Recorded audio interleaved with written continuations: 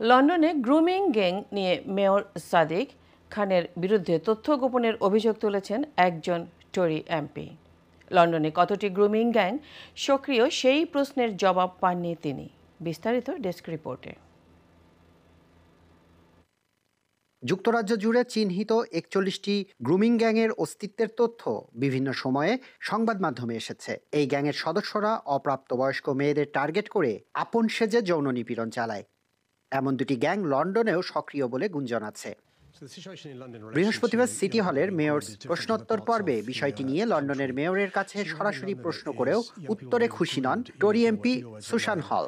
Mayor Sadiq খানের বিরুদ্ধে তথ্য গোপনের অভিযোগ করেছেন তিনি।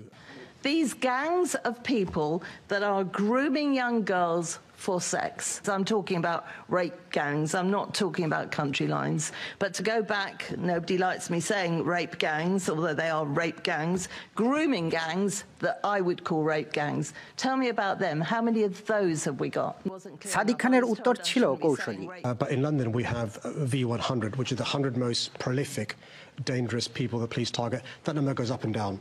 So one month the V100 may be 120 people, or one month there may be 80 people, and each BCU has a localized V number.